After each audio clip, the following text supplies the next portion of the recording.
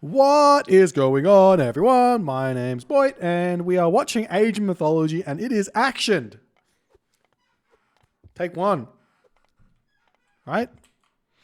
Alrighty, so what is the situation here? Isis for Matreiuss?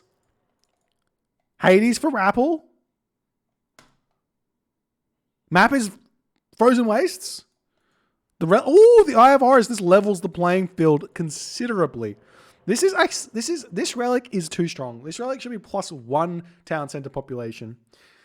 This relic is so strong because you get +2 population is +6 population at total town centers, which equals nearly an entirety of a god power buff or a unique god buff. And sometimes that's fine, but I think that arguably when you think about it, maybe Isis's +3 population is pretty strong in the grand scheme of god power buffs, seeing as Loki starts with negative 50% HP or something, 40% HP on their ox cart, which doesn't seem like a very big bonus, and then you get something that's so good as 9 extra potential population or 3 extra population per town center with the Isis. I go, well, jeepers, some people really got this short end of the stick, and some people won big. So Matreiuss here, he's got an early villagers, 3 villagers on gold. Now, this is not what I call standard. If you have this much food in your starting base, you want to go 2 villagers food, 2 villagers gold. You get the monument, you get the temple, you advance at like 4 minutes into the game, and then you get going very, very quickly here. It's very important. You get a very early second town center. You can get for early Sphinx and early Bast, early Eclipse, and then following that, you can get yourself Hathor. In this matchup, Hathor is much, much better than Nephthys, but I haven't seen many people truly aware of it, as we see a little bit of hilarity coming on here as the Catoscopos says, hey, that herdable, that's mine. And Matreiuss says, no, I'm going to make you have to kill my obelisk to get it. As he hides it right next to there. Not much more can happen. We see the temple coming up here for Rapl.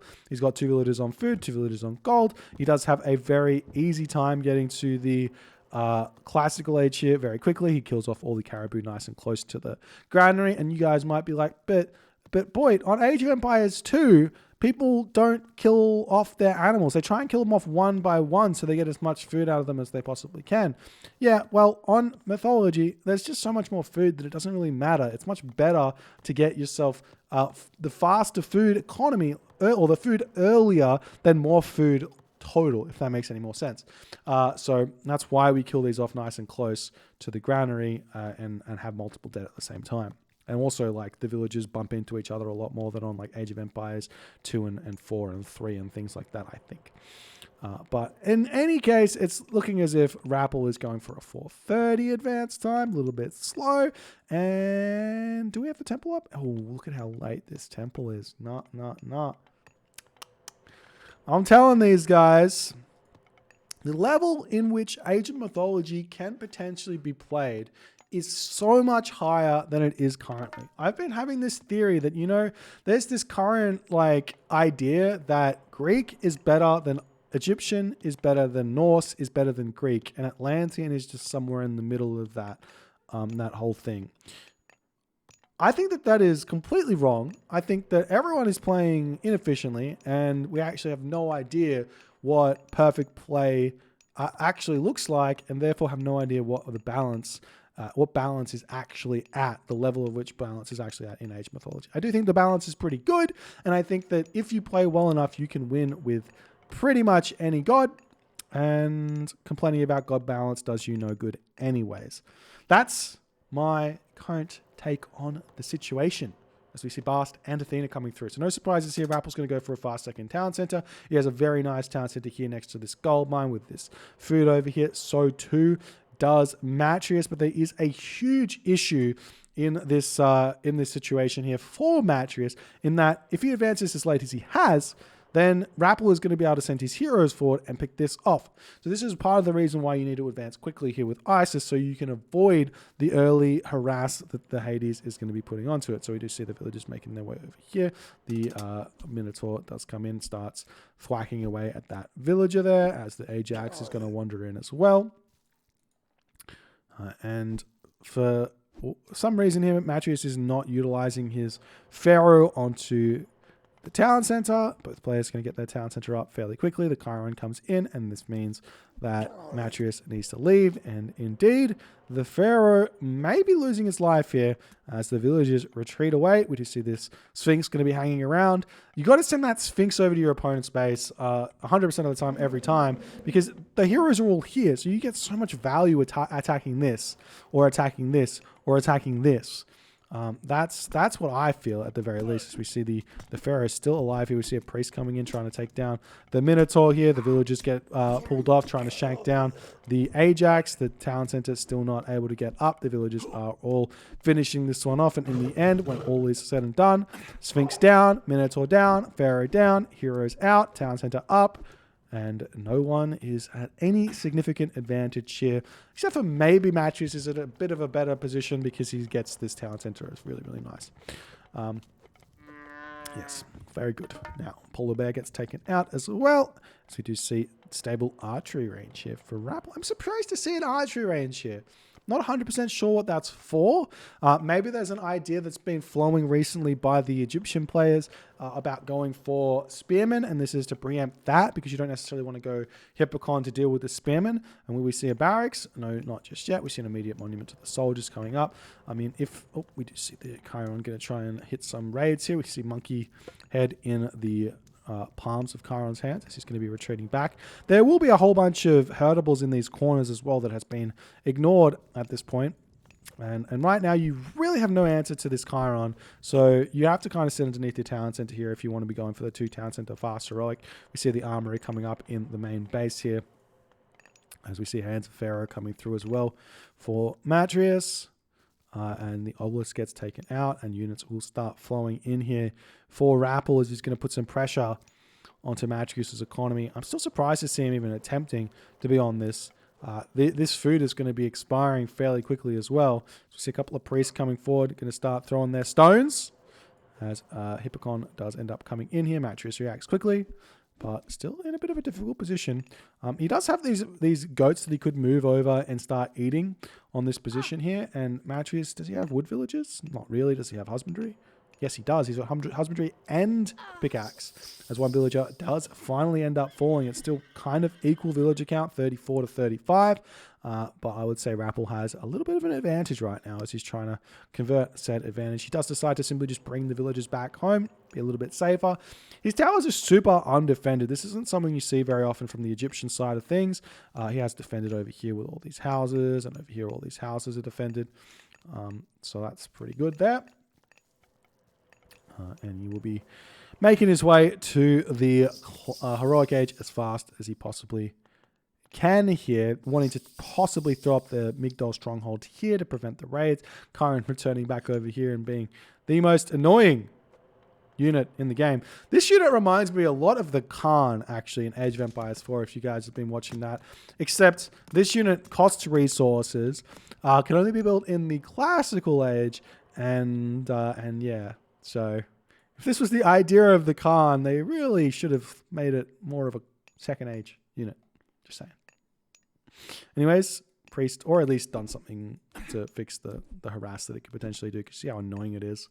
But the priests are here and they're able to push that Chiron back nicely. We do see the units coming in by Rapl. Going to be pushing off that food situation there. Sniping one villager, 2 villagers. No, the villagers do get away as Prosperity does end up getting cast. There are double gold mines here now for Matreiuss as well in his main base. So he's going to be living the dream there, which again makes me confused very much so as to why he's on this gold mine. But nonetheless, he's making it work, it seems. Hand axe is coming through. Very important upgrade here as you go into the next age. And now, this is something that I've been thinking a little bit more of as something that is kind of fallen out of fashion, but used to be really, really popular, which is essentially just mass chariots. You don't even bother with anything. The idea is that you just build chariots, you just play defensively, your opponent can't push in and kill you, and you just get the economy advantage because your opponent has to spend so much more resources on food-based units than you are building on your wood-based army, and then you get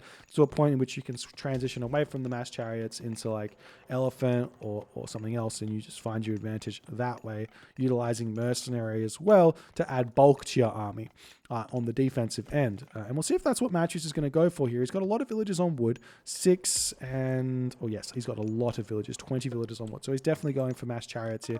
Lots of gold in the bank, so we'll see if he can try and grab this town center. So we do see the third town center is now up for Rapl, and indeed, Matreiuss did go for his Nephthys here. So he's got 2 monuments. He can make Chariot Archer, he can make Scorpion Man, but he does have to play defensively at this point in the game for quite some time. So he could use Ancestors Eclipse to grab this town center if he wants. He could use that chemo strategy that we saw not too long ago of saving Eclipse for your Titan, which is actually a really, really good idea, but maybe less so in this matchup because the Titan has got significantly less value against a Greek player than it does against an Egyptian player, because you have Heliopolis, you have the 4 very strong heroes, and now we see the Chariot Archers making their way out. This is super dangerous because these Hippocon, 5.5 speed, these Chariot Archers, 5.0 speed. So the raids you pull with the Chariot Archers when you're not Ra are significantly worse than with Ra, as we are seeing the Chariot Archers. You're going to find some value here, but as soon as the army comes in for Rapl, they're going to get pushed back quickly. Now we see the Scorpion Men's looking around the side of the map, maybe looking for some more stuff, and we do see an Ancestors Eclipse getting cast in the middle of the map here as the villagers do make their way up onto this town center. So I get that. I just don't understand why there. I would have maybe thought on this position here, once he saw this, would have been much, much better. The town center will end up coming up now for... wait, Matreiuss doesn't have gold. He sent the villagers 40 Ancestors Eclipse. He spent all of his gold on food. Oh, dearie me. On farms, I should say.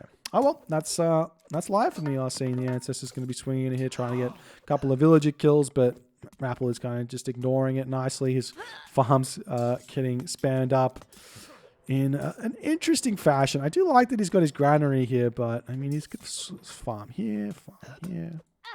These farms are bad. One day we'll sort out the farming situation at the top level. If you go and watch like Age of Empires 2 or even Age of Empires 4, the really good players, they actually do find time to make their farms well, to position their farms really well.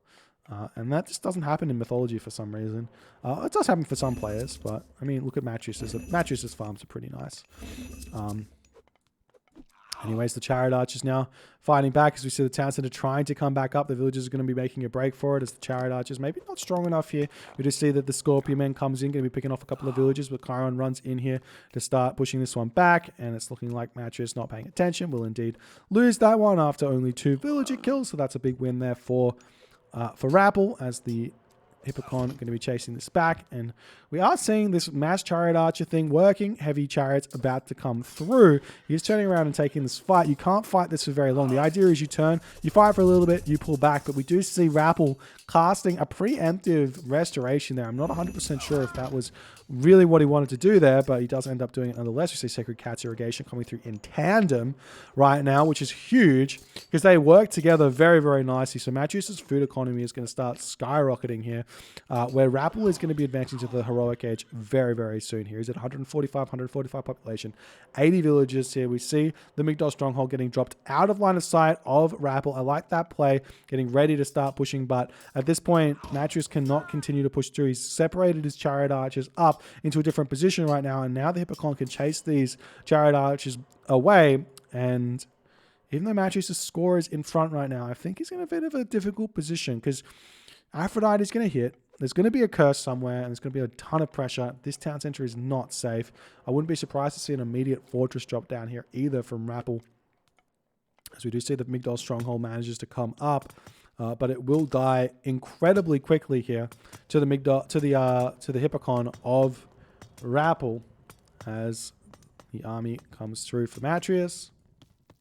The chariot archers are going to be taking down these villagers over here very nicely. Smack, smack, smack. Dead villager, dead villager, dead villager. No, just one. And the Hades Town Center manages to pick off 2 chariot archers there. These raids are just not quite doing what Matreiuss expects them to be doing. And we don't have the watchtowers up for Rapl, but he's researching it, which is great. He's going to be able to push these chariots away with those watchtowers and feel completely fine about this. Maybe even think about getting himself the crenellations he needs. And he is going up for this 4th town center as well. Heavy cavalry coming through from Rapl as well, as Matreiuss is in a very difficult position. There might be a room here for Matreiuss to go for Meteor on that town center, go through Thoth here, but I think for the most part he's going to have to think about going for the Osiris instead, as he's trying to get this Migdol stronghold up over here, realizing there's no extra gold mine at the top of the map. This is a very important location for him to get, but as the heavy cavalry come through, as that 4th town, excuse me, is going to come through, it's going to be so many units. We see the Scorpion Men coming in, getting taken down very quickly there by the Chiron. More units coming through. We see the mercenary cavalry coming through to help out as well. Nice micro to pull the Scorpion Men back, but living at 26 HP, it's not going to be that much value anymore. But the Chiron is very much distracted here in this fight. Those mercenary cavalry going to go to work here in this position, but Rapl is just continuing to fight this, feeling completely fine with taking this fight, continuing to make those heavy Hippocon here as well. But the Migdol stronghold does end up getting up. Does not have crenellations, but it doesn't matter all too much. And it's looking like Matreiuss manages to hold this position for the time being. But Rapl's got to be happy about having his 4th town center here and make whatever decision he needs to make to move forward. Artemis onto this Migdol stronghold, Earthquake to control those gold mines, cheeky walls around this gold mine here to make sure that Matreiuss can't sneak this would be a good idea as well. As the game continues, we do have the Nemean line here to help back, get that Nemean line straight onto those heavy chariots. Look at that damage there, boom. Such a strong unit here to be taking out chariot archers with. We are seeing a whole bunch of tanking action happening here, as Rapl is now 156, 160 population. Spearmen now coming through for Matreiuss. He gets those medium spearmen. They're very, very poor to trade with the heavy Hippocon at this point, and in that moment, Matreiuss does decide to tap out. GG, well played by Rapl. Matreiuss goes for those chariot archers, but I don't feel like they got any value when they were raiding. Need to keep them back. Just make sure you're focusing on getting that economy going to get to the point where you get the town centers.